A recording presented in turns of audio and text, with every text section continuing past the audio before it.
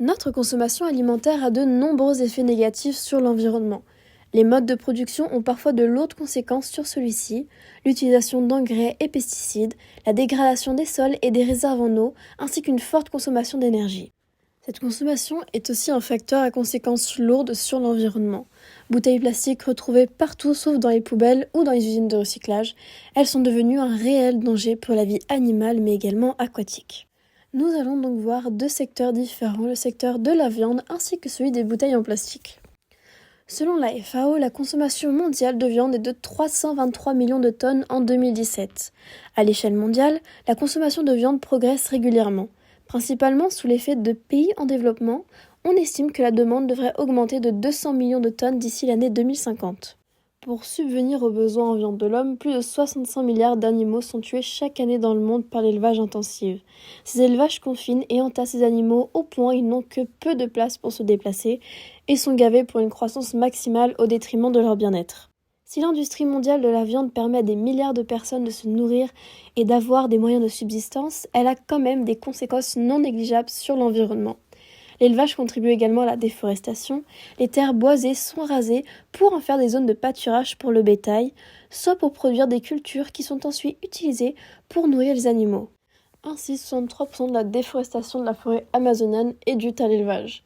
De plus, l'élevage a un fort coût en eau. La production d'un kilo de bœuf absorbe 13 500 litres d'eau. Suite à cette grande consommation en eau, nous craignons que certaines régions du monde risquent d'être confrontées à des sécheresses ainsi que des pénuries d'eau. L'élevage industriel pollue les eaux car il rejette dans l'environnement des quantités importantes de nitrates, de phosphates et d'autres substances, ce qui contamine en grande quantité l'eau potable. De plus, l'accumulation des substances chimiques provoque la prolifération des algues vertes qui monopolisent l'oxygène présent dans l'eau, ce qui provoque la mort de nombreux animaux aquatiques. Également, le secteur des bouteilles en plastique est très polluant. En effet, les bouteilles plastiques font partie du top 10 des déchets retrouvés les plus souvent sur le littoral. En 2016, 25 744 bouteilles ont été ramassées lors des collectes des initiatives Océane en Europe. 89 milliards des bouteilles d'eau en plastique sont vendues chaque année dans le monde et malheureusement, elles sont bien souvent à usage unique. Une fois utilisées, elles se retrouvent très rapidement dans l'environnement et ont un impact non négligeable sur celui-ci. Elles deviennent alors de véritables prédatrices pour la faune et la flore aquatique. Ces bouteilles se détériorent et se fragmentent en microplastiques dans l'océan qui, dispersés, peuvent être ingérés par les espèces marines. Elles sont alors victimes d'étouffement ou d'occlusions intestinales qui leur sont souvent fatales. Mais les espèces peuvent également y survivre et porter en elles des molécules chimiques issues du plastique.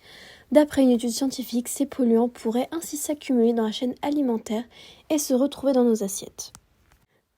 Mais de nombreuses pistes existent pour diminuer les effets négatifs. Pour le secteur de la viande, cela serait indispensable de mettre fin à l'élevage intensif et laisser place à un élevage extensif. Cela se fera en développant une agriculture à faible empreinte écologique, basée sur la rotation des cultures, l'élevage au pâture en plein air ou bien des méthodes bio. Pour le secteur des bouteilles en plastique serait tout d'abord d'arrêter la production de bouteilles en plastique. On pourrait ainsi trouver des alternatives comme les bouteilles en verre ainsi que les bouteilles en sucre de canne.